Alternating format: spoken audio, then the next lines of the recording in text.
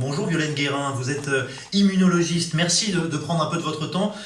Est-ce que Didier Raoult a raison? Est-ce que l'épidémie serait en train de disparaître à Marseille?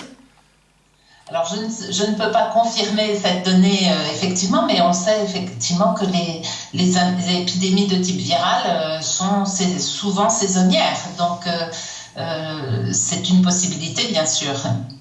Mais cela ne veut pas dire que ce sera terminé parce que régulièrement, nous voyons avec ce type de virus qu'ils réapparaissent année après année, comme le virus de la grippe qui se modifie légèrement, qui a des glissements génomiques et bien entendu, il faudra rester extrêmement vigilant si nous avions la chance que cette épidémie commence à se mettre en veille. Alors attendez, deux choses. D'abord, c'est vrai qu'il faut constater que Marseille a été moins touchée que d'autres très grandes villes du pays. Et ça, est-ce qu'on a une explication rationnelle à donner à ça? Il n'y a pas que Marseille, l'épidémie se déplace. Vous savez qu'elle a beaucoup débuté à partir du Grand Est, la Lorraine, l'Île-de-France. Donc les chiffres de l'épidémiologie seront importants à regarder. Et sur Marseille, tout est à mettre aussi en perspective en fonction effectivement de la stratégie qu'il y a eu de dépistage, de confinement des malades surtout. Et donc une stratégie complètement différente que celle qui est déployée sur le pays. Alors le professeur Raoult, et vous l'avez dit également, fait le lien avec les saisons. Est-ce que ça veut dire que ce virus, même si j'avais cru comprendre au début qu'on ne pensait pas que c'était le cas, mais est-ce que ce virus est sensible à la chaleur par exemple?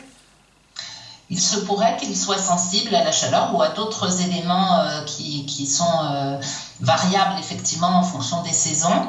Mais ça, je pense qu'il y a encore une trop faible connaissance de ce virus pour pouvoir statuer là-dessus.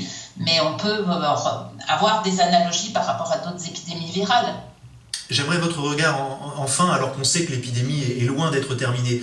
Est-ce que il est responsable de la part d'un chercheur, d'un professeur, de dire que, par endroit en tout cas, l'épidémie est en train de disparaître? Moi, je pense que le professeur Raoult a une certaine expérience. C'est quelqu'un qui est reconnu mondialement. Donc, il partage son expérience et son avis. Et je pense que c'est important de l'écouter. Je suis très surprise de toutes les attaques qui se passent dans ce pays, qui, à mon sens, sont beaucoup des conflits d'ego plutôt que d'autres raisons majeures. Donc, écoutons quelqu'un qui a quand même découvert de nombreux virus, qui a énormément publié. Je vois qu'il est attaqué souvent sur ses publications ne sont pas valables, etc.